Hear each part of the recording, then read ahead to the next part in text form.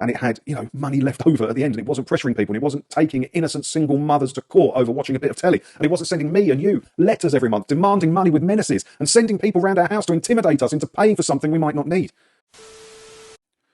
Hi, it's me again, and it looks like the BBC's new ally has come out swinging, but he seems to have shot himself in the foot a little bit with his own argument. Let's have a look at this one. It's in the Independent. Look, BBC should not have to justify very existence every 10 years, says chairman. No, you're right. You're right. No, it's not Mr. Shah, is it? It's Dr. Shah. You're right, Dr. Shah. They shouldn't have to. ITV doesn't have to justify its very existence every 10 years. Do you know why? Because they fund themselves. They don't need our help to survive, or they wouldn't survive. They're lucky it's only every 10 years. The way they behave with some of their talent and the sheer amount of money we give them, they're lucky we only make them justify their existence every 10 years. If it was down to me, it would be every 6 bloody months. I'd want to know everything that's going on in that corporation. Anyway. New BBC chairman Samir Shah said the corporation should not have to justify our very existence every 10 years, and that the government should have the confidence to say the BBC is a really good thing. Is it? Is the BBC a really good thing? I do agree that at one point it was the envy of the world. It really was. The BBC was a wondrous thing, and it was the envy of the world once. And that was a very, very long time ago. It is no longer the envy of the world. The envy of the world now, every company in the world and every broadcaster and every media outlet in the world wants to copy now, is Netflix, not the BBC. It's over. It is over, the BBC. Pay for yourself. Mr. Shah questioned why the BBC's charter needs to be regularly reviewed. Unlike other bodies set up under Royal Charter, like the Bank of England and British Council, as he gave his first public speech in his new role. There's a difference there, though. Is it Mr. Shah or Dr. Shah? Because I know it doesn't matter. Shah doesn't get it. It doesn't get it. The Bank of England isn't sending me a letter every month demanding money with menaces. And if I don't pay, they don't send someone round my house to knock on the door and ask where my £169.50 is. They don't do that. The BBC are no different to any other broadcaster. Why are they above making their own money? I know the BBC is basically just the propaganda wing of the British government now, and you must protect them. And let's not forget here, Mr. Dr. whatever Shah is government appointed. He may be chair of the BBC, but he wasn't voted in by BBC stakeholders or anything like that. He's appointed by the government.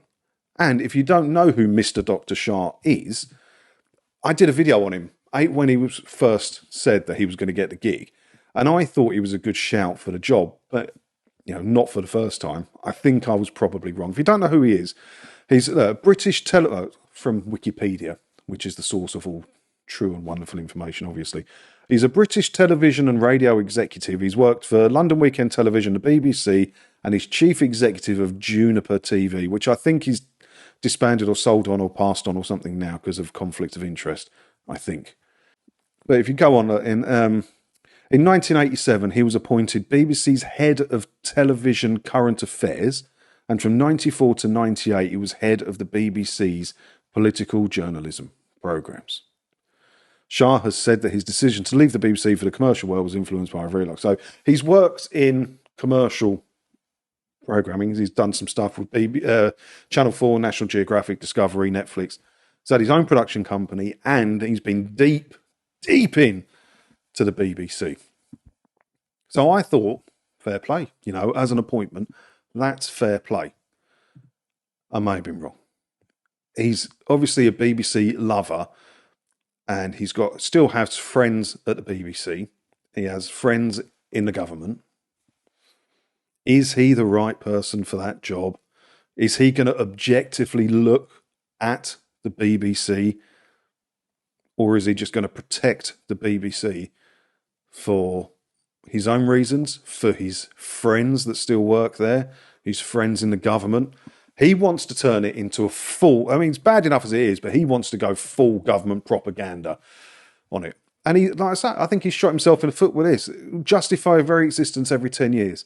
No, it shouldn't have to justify its very existence every 10 years, should it? Because it should stand on its own 2 feet and not be a propaganda wing of the British government. He told an audience of leading media figures and decision makers on Tuesday that he questioned whether the BBC needed a root and branch review of everything we do, including our very existence, every 10 years. In reality, it is possible that in January 2028, the BBC stops existing and the government just sells off its assets. What would be wrong with that, Mr. Dr. Shah? What would be wrong with that? If the BBC cannot stand on their own 2 feet, then they shouldn't exist. If ITV didn't make enough money to support itself, it would close down and all those people would be out of a job. The BBC need that amount of pressure. It will improve the BBC. They get it's upwards of 5 billion quid a year from TV licence revenue. And they can't make it bloody last. Even though over here, you've got BBC Studios, BBC Production Limited, BBC Distribution. There's loads. It's 9 or 10 now, something like that. But BBC Studios alone is profitable to the tune of about 1 billion quid, isn't it? Or is that the turnover? I'll have to get the numbers up. ITV's profit for, I think it was last year, 23, was 1.5 billion. How much money could the normal part of the BBC make being commercial? Well, you've got to say it's more than ITV would make because it's got more outlets. So call it 2 billion. Chuck that on to the 1 billion they're making over here and their private companies. They're at 3. You know, they cut the cloth a little bit. They can survive on their own already. They don't need our help. So, yeah, the government should just close, say, we're done. We are done here. You are on your own. And if they can't survive, then yes, sell off the assets. The government should have the confidence in saying the BBC is a really good thing. But it's not. It's just, they would have the confidence to say it if it was. It's not though, is it? And we should, of course, review it and measure its performance, but should not challenge its very existence and everything it does every few years. We don't need to do that. We wouldn't need to do that if it was thriving and surviving and it had, you know, money left over at the end and it wasn't pressuring people and it wasn't taking innocent single mothers to court over watching a bit of telly and it wasn't sending me and you letters every month demanding money with menaces and sending people round our house to intimidate us into paying for something we might not need. But because of that, we do need to challenge its very existence and everything it does every few years, and I think it should be more regular than that. He goes on and on a bit here, and I can't be bothered, frankly. I think I've made my point on it. He's a fan of the BBC. I've got a few quotes here from him.